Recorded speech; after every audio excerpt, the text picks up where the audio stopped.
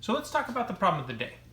Remember, we should be comparing your work to what we talk about together.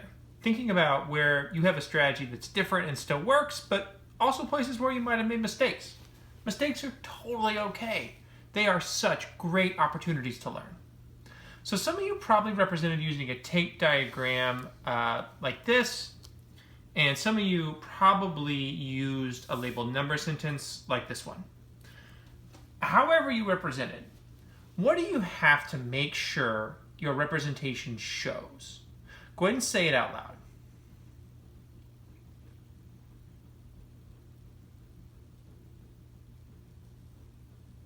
Yeah, it should show that we have to combine the two parts, or the two amounts of miles, to find the unknown total amount of miles.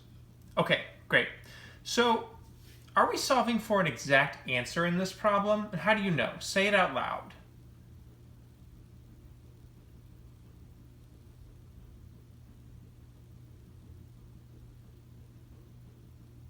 Yeah, we're not, are we? The question asks us about how many miles she will have traveled after this year. So we have to round our numbers. And one common mistake that students in my classes last year used to make is that they would calculate first and then round their answer.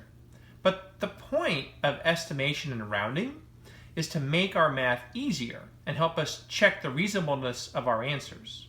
So when we're estimating, we will always round the numbers first and then calculate.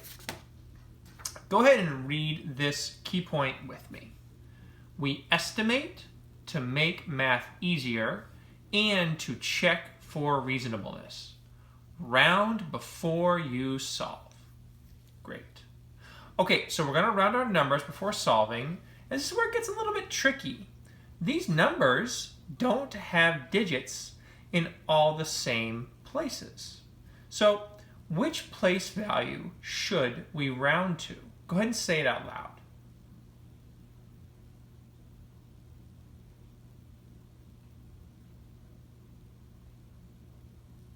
So some of you probably said the thousands place, because that is the largest place that both numbers have.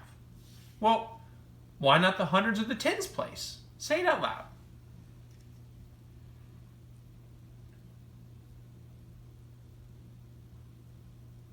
Yeah, that just wouldn't make our numbers as easy to work with as rounding to the thousands would.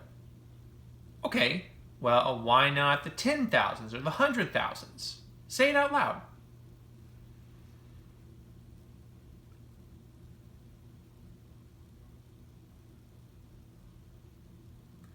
Yeah, it's just not going to give us answers that are quite as accurate.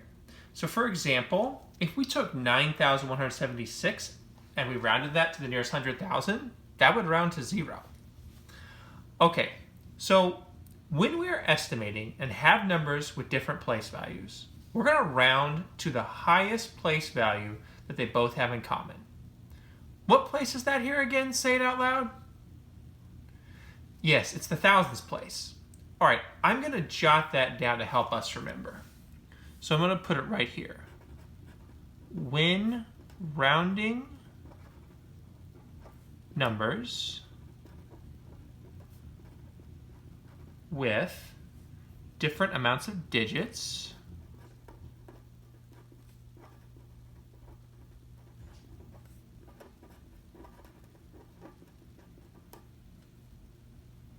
round to the largest place value they have in common.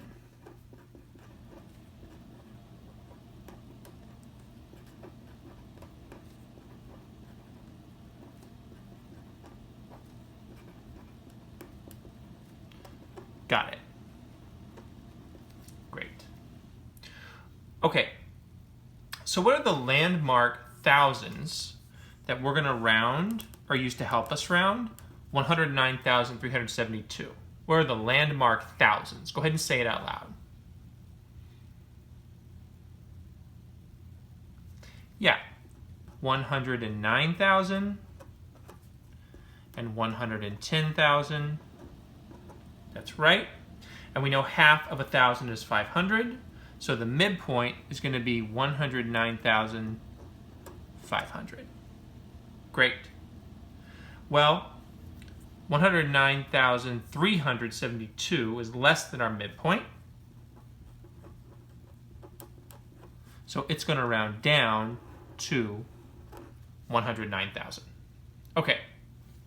And what are the landmark thousands that we're going to use to help us round 9,176? Go ahead and say those out loud. Yes, 9,000 and 10,000. Great. We know the midpoint is 9,500.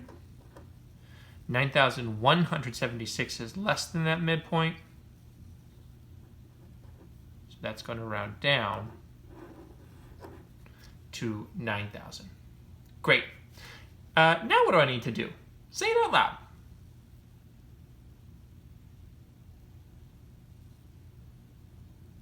Yeah, I'm going to add up my two parts to find the total. Okay, so I'll use expanded notation. You might use add by place or another method, that's fine. But I've got 100,000, right? Plus 0 10,000s plus 9,000. And I'm going to add to that another 9,000. That is going to give me 100,000. No 10,000s there, but 18,000 here. So I'm going to have 118,000 miles. That's my answer. Okay, go ahead and click on the arrow to move to the next slide.